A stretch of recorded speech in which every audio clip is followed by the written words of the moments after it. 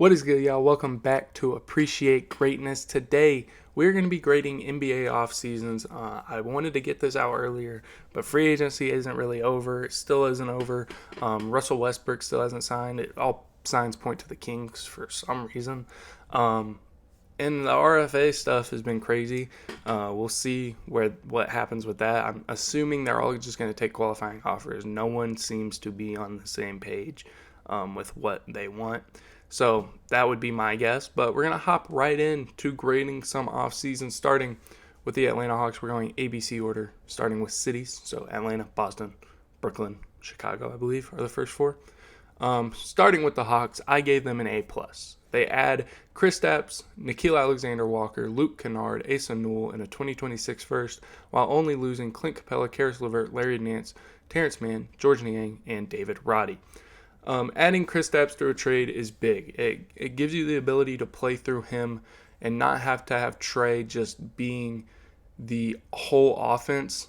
And it allows you to have just another guy who can kind of post up. And obviously there's injury concerns. And he's a really good defender, shot blocker, rim deterrent.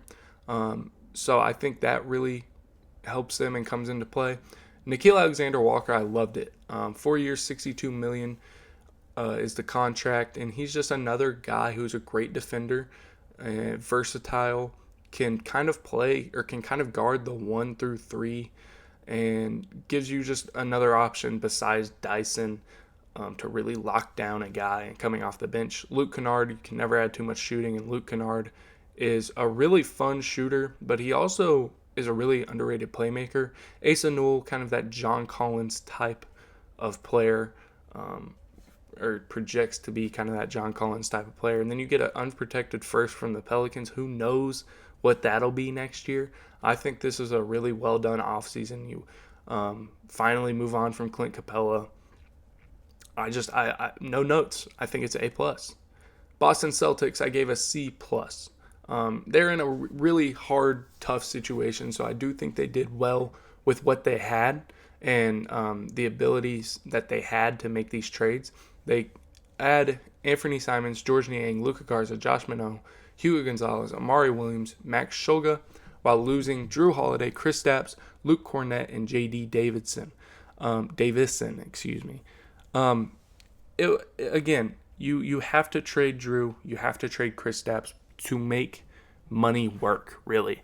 And I don't hate the Anthony Simons addition. That now they want to move him already, but I do think he'll be sticking around and playing. And so, him alongside Derek White, Jaylen Brown, and that being kind of your, 1 through 3, I can get behind it. Now the bigs I really worry about. I think Luka Garza will play a considerable amount, and Luka Garza is a very skilled offensive player. I think he has been for forever now. It's the defensive side of the ball that's really a worry, but they have some solid defenders, so it could turn out to be like a really, really good signing for them. I'm not saying he's going to turn into this star, but I could definitely see him turn into like a really solid offensive-minded big man in this NBA. I hate losing Luke Cornett a lot, but the Spurs did offer him 4 years, $40 million, I believe, and that's a big hit for them, especially with what they are this year. But again, they're just in a weird situation. No Jason Tatum for the year with his Achilles, and you can't really sell everything and become bad because you're getting Tatum back in the next year, so you need a team, but you can't push your chips in to be a championship team because you don't have your best player. It's just a tough situation for them, but I gave it a C+. I think it was okay. I think it's like right in that middle range. Brooklyn Nets, I give a B-. They re-signed Day'Ron, they re-signed Zaire, and then they add Terrence Mann, Michael Porter Jr., 2032 first, Jaeger Zoman, I believe, Nolan Traore, Drake Powell, Danny Wolf, Ben Saraff, while losing Cam Johnson, D'Angelo Russell, and Trendon Watford.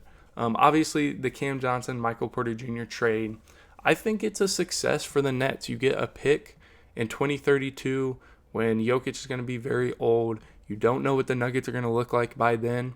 And you add a floor spacer next to Nolan Traore, Jaeger Zoman, and Ben Saraff, who are all point guards who don't really play without the ball in their hand a ton.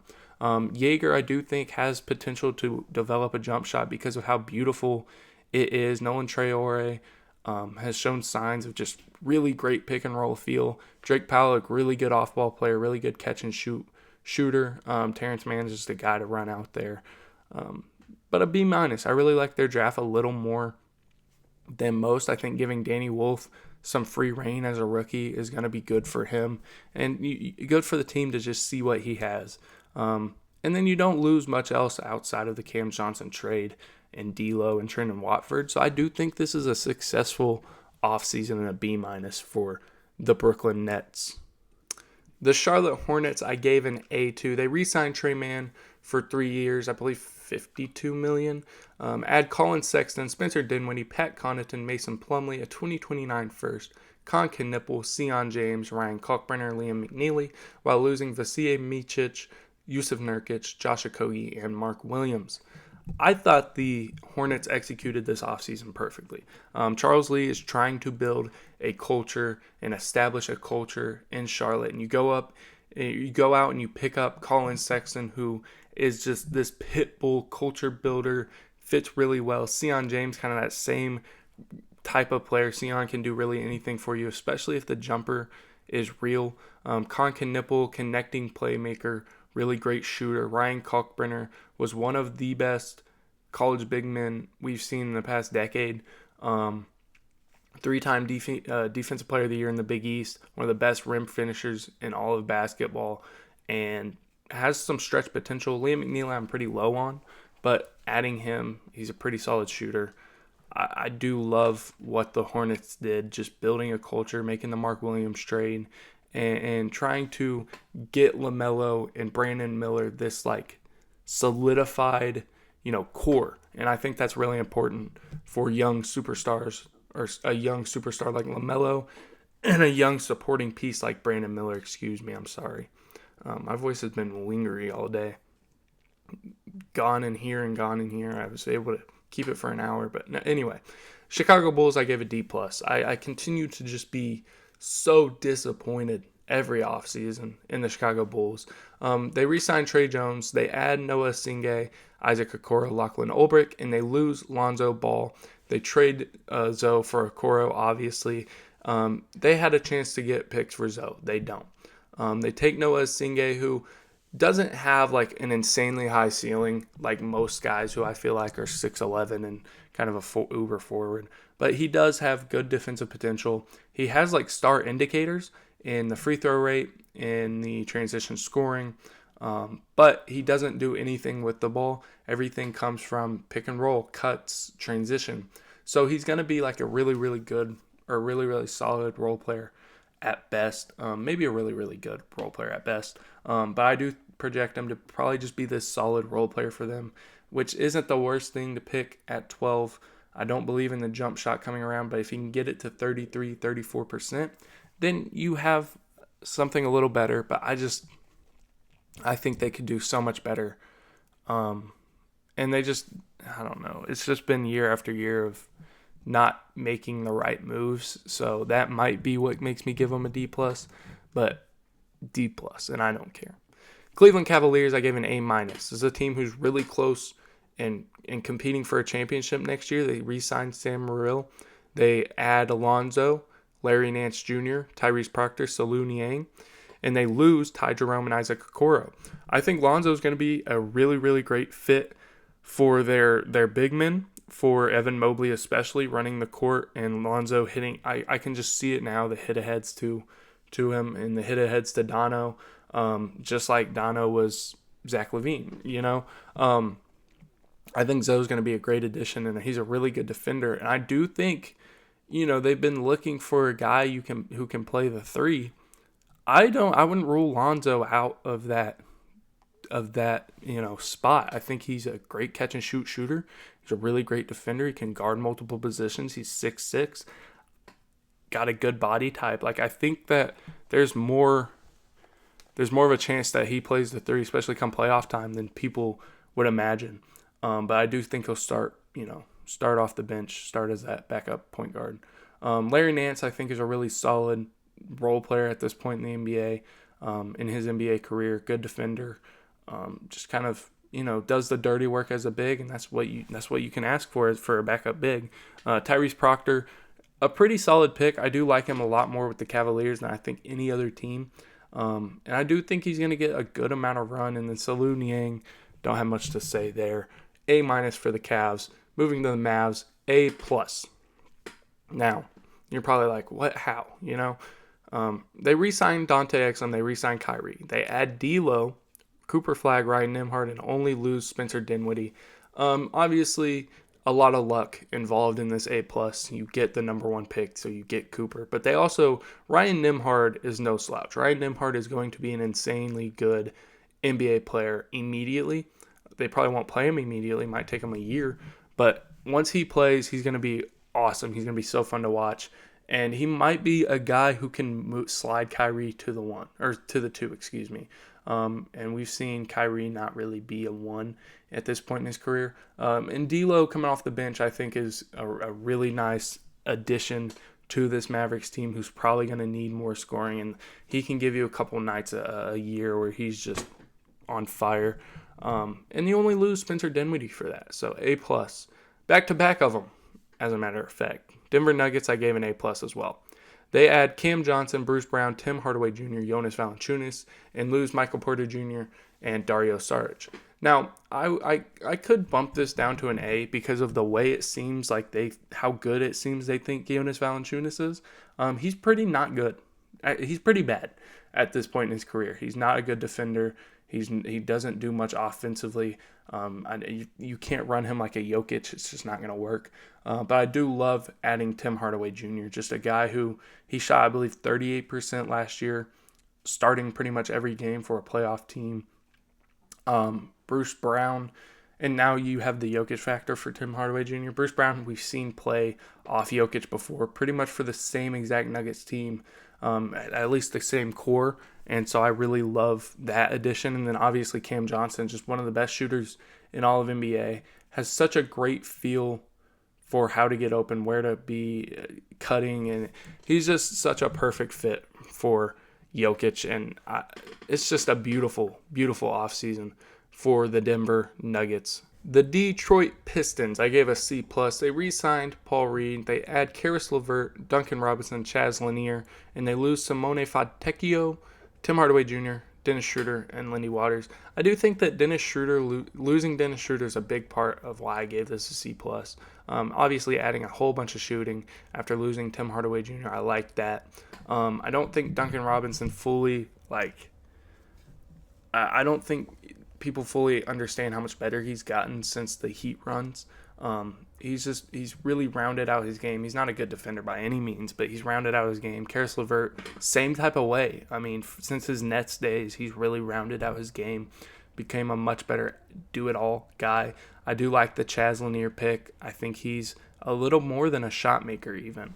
But losing Simone Fontecchio, I think, is kind of underrated, especially to the Heat. I think the Heat are going to make him look really, really good. And then Dennis Schroeder for sure. And you lose a starter too, but Dennis Schroeder for sure, it feels like it's going to come back and kind of hit them a little hard. The Golden State Warriors, I give an F+. They add Alex Tuhey and Will Richard, and they lose Kevon Looney. You lose kind of the backbone of your team for the past however long. A guy who's always going to do the dirty work, was never upset with not playing, just like this really good locker room piece and a pretty good player for Alex Tuhey and Will Richard. I like Will Richard. That's the reason I gave this an F+. I'm not super high on Tuhey, but Will Richard, he's a dog, so that's why I gave him an F+. It's just not a good offseason. The Houston Rockets, they got another, we're handing out A+. I think this is a fourth one. I don't know if I have another one. Hopefully I don't, but man. They re-signed Steven Adams, Aaron Holiday, Jeff Green, Jabari Smith Jr., Jayshawn Tate, and Fred VanVleet. They add Clint Capella, Kevin Durant, Dorian Finney-Smith, Josh Okogie, J.D. Davison, and they lose Dylan Brooks, Jalen Green, Jock Landale, Cam Whitmore. Getting rid of Jalen Green, getting rid of Cam Whitmore, massive for this Rockets team. Replacing them with Kevin Durant and Dorian Finney-Smith, it's a A+ just by that. You know what I mean? And also keeping Jabari Smith Jr. for the long run. I love that from them. But Kevin Durant, he's Kevin Durant. You know who he is. He's going to immediately insert great shooting, great scoring, a better defender than most people think, especially weak side help. Pretty good. Dorian Finney-Smith, a dog. He fits right into this culture of the Rockets. Just defend your ass off, make some corner threes. It's just such a beautiful offseason. I think Dillon Brooks, losing him kind of sucks for them, but A+. A+ everywhere else. Indiana Pacers, I gave a B-. They re-signed Isaiah Jackson and James Wiseman while adding Jay Huff, Cam Jones, Talon Peter, but they lose Miles Turner. I could be talked into giving him a B-. I really like Jay Huff. I also talked about him on the Run the Play Network live stream today, and I mean he's always been a good shooter. He can block shots. He had a really high assist percentage this year. I love Cam Jones. I think what he did at Marquette was beautiful. He showed he could be an off-ball player and a solid scorer off-ball. And then his senior year, he showed he could play point guard. And then losing Miles Turner, obviously, it kind of hurts because he's been there so long. But I don't think it's a terrible loss because I do think Jay Huff does a lot of the things well that Miles Turner did well. So not necessarily a huge loss in that regard. Moving on to the Los Angeles Clippers, I gave a B+2. They re-signed Nick Batum and James Harden. They add Bradley Beal, John Collins, Brook Lopez, Chris Paul, Ty Washington, Yannick Conan, Niederhauser, and Kobe Sanders, while losing Norman Powell and Drew Eubanks. I think it's a beautiful offseason. That's why I get it. That's why I gave it a B+. I can be talking to an A- even. Bradley Beal, I think, is going to be really good playing off Zoo. Chris Paul, same way. That pick and roll is going to be beautiful to watch. I do want to see Chris Paul playing off ball a little more because I do think that'll probably happen even with the bench unit of this team. I didn't love the Yannick Conan Niederhauser pick. I do think it was a little early, but I am pretty on board with him. I like how good of an athlete it is. His shot blocking timing is pretty good. But I think Bradley Beal and John Collins really headline this offseason because adding John Collins with James Harden is going to look awesome. The way John Collins played last year and really the whole time he was with the Jazz is really inspiring on what he can be with a winning team. Brook Lopez is a pretty good shot blocker, really just slow, but he's going to contest a lot of shots. And I don't think Bradley Beal, I think the bad PR really gets to people. I think I know he's still a good basketball player. Like, he's still a good basketball player. Getting to the mid-range is going to be beautiful to watch when he's playing off Zoo. The Los Angeles Lakers, I gave a C+. They re-signed Jackson Hayes. They add DeAndre Ayton, Jake LaRavia, Marcus Smart, Adu Thiero, and they lose Jordan Goodwin, Trey Jameson, Shake Milton, and Dorian Finney-Smith. I do think the best player listed here is Dorian Finney-Smith. I think that's why the grade is kind of a C+ where it is. I do love Adu Thiero. I do think he needs some developing. I just don't know how good of an NBA player you can actually be without a jump shot, especially when you're not like an uber, just like a Min Thompson athlete or a Ben Simmons athlete. I think he's a step or two under those guys. Marcus Smart, I'm not a huge believer in. I mean, you look at like the last 4 years, I don't think he's played more than 40 games. DeAndre Ayton, I'm not a believer in. Maybe you can get him to have a motor, but I doubt it. I really, really, really doubt it. He was like third percentile in contests and for a center. That is god awful. Being third percentile in contests. That just goes to show how, well, first of all, how bad of a motor he has, but second of all, how bad of a defender he is. I think there's going to be a lot more problems with DeAndre Ayton than solutions.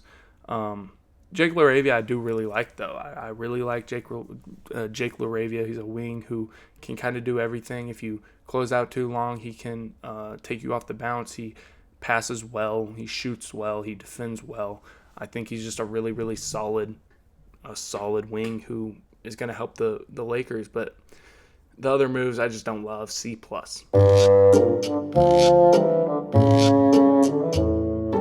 Miami Heat, I gave a B. They re-signed Davion. They add Norm Powell, Simone Fontecchio, and Kasparis Jakushonis, and they lose Kyle Anderson, Kevin Love, and Duncan Robinson. I think they won like the offseason they were trying to have. I mean, you add Norm Powell, who is a guy who averaged 20 last year, a really great shooter. Won't have as much opportunity, I wouldn't imagine, with this team. Simone Fontecchio, I think, is still kind of a hidden gem, a diamond in the rough type of guy. And then you draft Kasparis, who, I don't know if you're going to want him to run your bench unit this year, but definitely has that type of potential to run a bench unit or even be even better. So B for the Heat. I didn't grade the Bucks. Here we go. I'm going to have to do it on the fly. They re-signed Chris Livingston, Kevin Porter Jr., Bobby Portis, Taurean Prince, Ryan Rollins, Jericho Sims, Gary Trent. They add Cole Anthony, Miles Turner, Gary Harris, Bogujo Markovic, and they lose Pat Connaughton, Vasilije Micic, Damian Lillard, and Brook Lopez. Micic was there for like 5 seconds. I like the offseason, but I don't like the deferred payments. I like Miles Turner quite a bit next to Giannis. I do think that's beautiful. Cole Anthony is pretty much an upgrade to any type of guard they had this year. Gary Harris is like a perfect guy who in like 2022 really would have helped them. I think he's going to help them this year as well. I'm going to give him a B+. I like a B+ here. Bogujo Markovic has some stretch potential. I don't expect him to turn out to be much. It's just that Damian Lillard deferred payment really, really, really worries me with them because they got a lot they need to do and they don't have much money to do it already. Now you have to add $22 million of dead cap. It sucks. Moving on, Minnesota Timberwolves, I gave a B-. They re-signed Joe Ingles, Julius Randle, and Naz Reid. They add Joan Behringer, or I think it's Joan Behringer, and they lose Nickeil Alexander, Walker, Luka Garza, and Josh Minot. I really loved Nickeil Alexander and his fit for this team. Julius Randle, 3-year extension. Naz Reid, 5-year extension. Those are two guys who really struggled in the playoffs against the Thunder. Joan Behringer, though, looks really, really fun. He looks really, really fun. Looks like that potential Rudy Gobert replacement, like just almost perfectly looks exactly like Rudy Gobert, and he's French. So I like the offseason. Obviously, you got to do what you got to do and re-sign your guys, but I almost would have, if you're going to re-sign Randall, I almost would have just re-signed Nas and let Nas walk or trade Nas, right? But they don't do that. Obviously, it's kind of a wishy-washy situation, but B- for the Timberwolves. New Orleans Pelicans, C-. They re-sign Herb.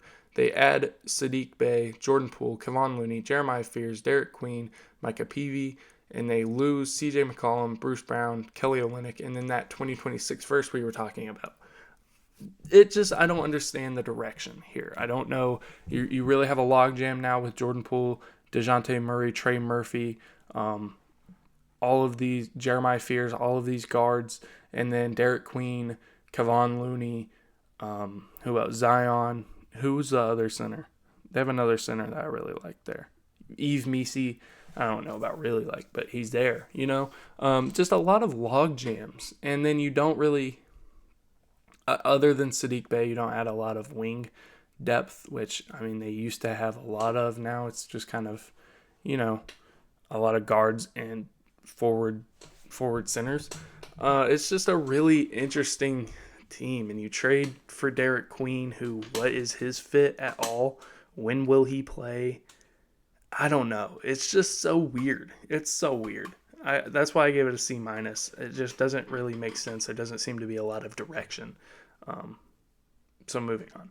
New York Knicks add Jordan Clarkson, Gershon Yabusele, and Mo Diawara.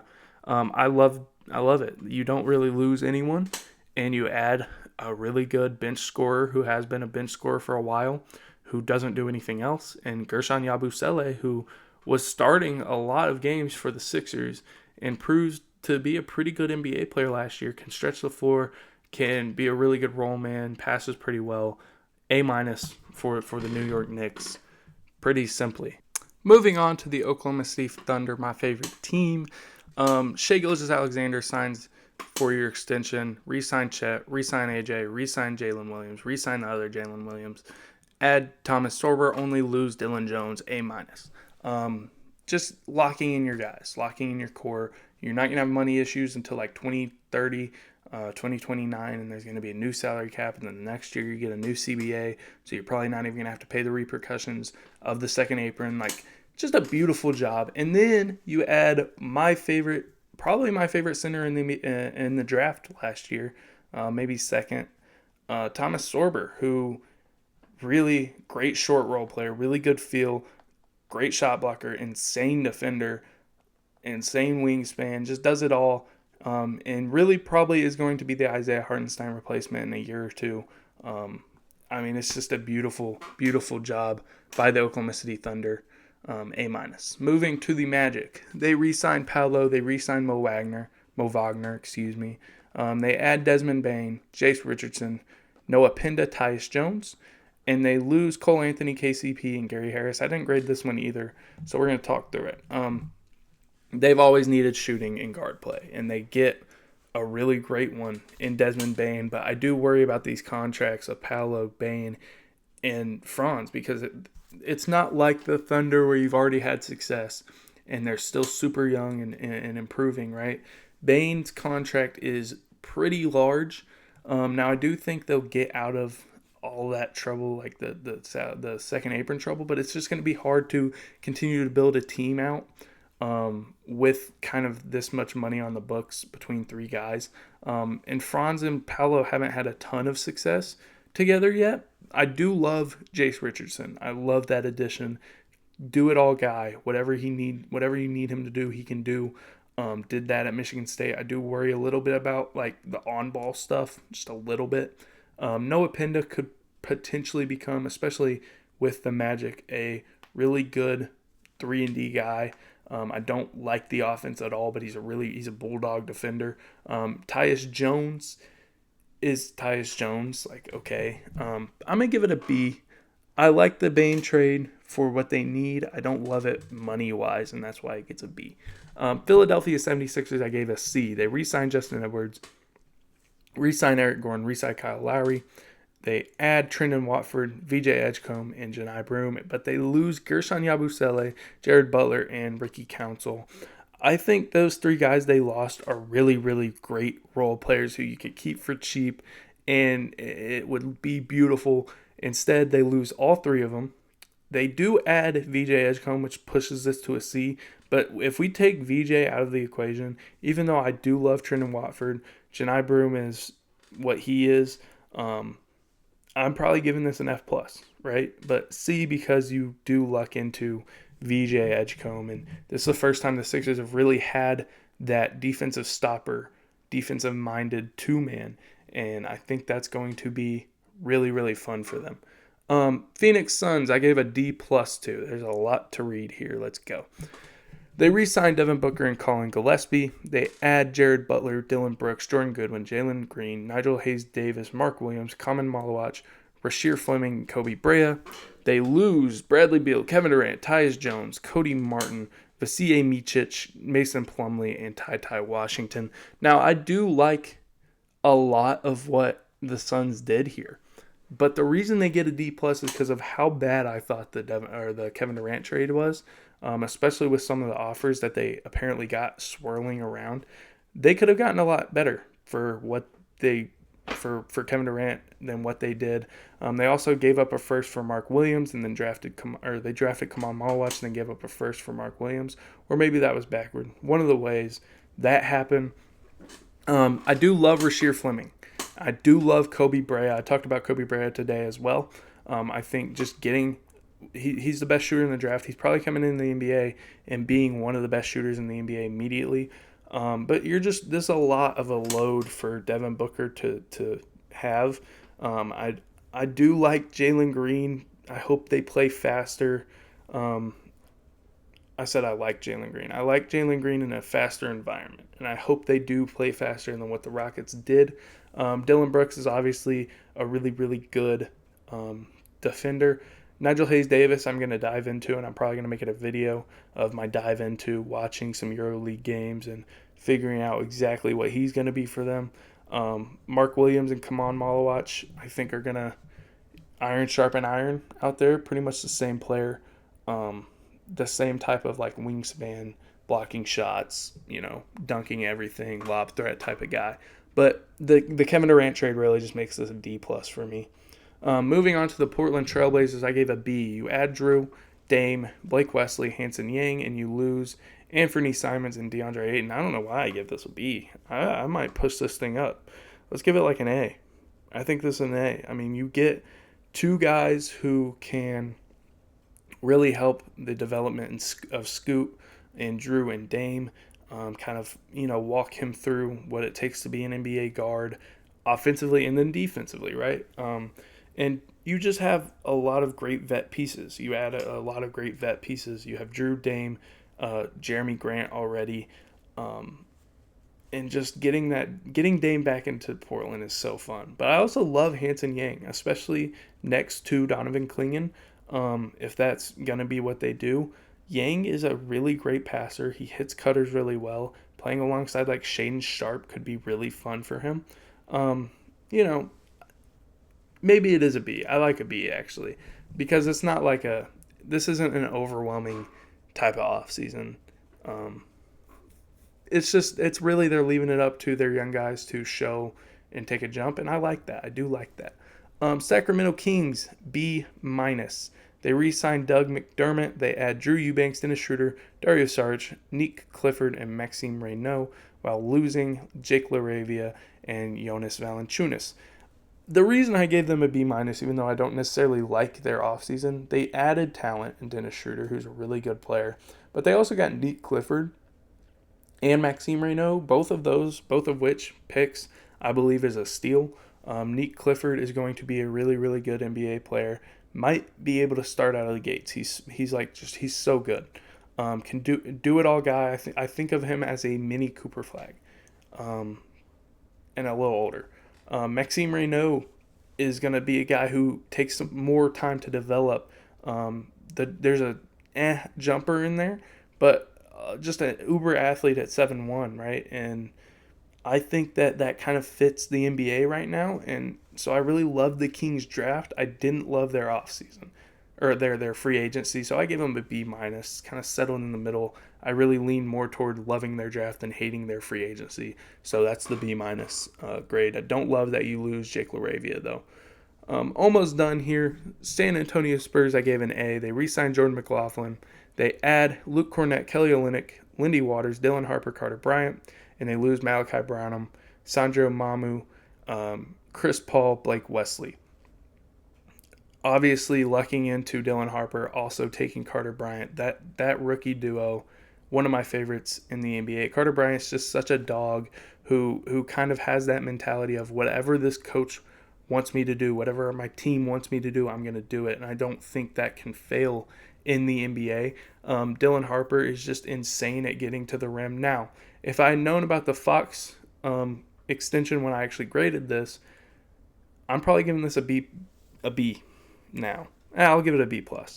A B+ now. I just, you're kind of handicapping yourself into, you look at some of the teams who have really built through the draft or have been this homemade team, like the Thunder, the Celtics, the Nuggets.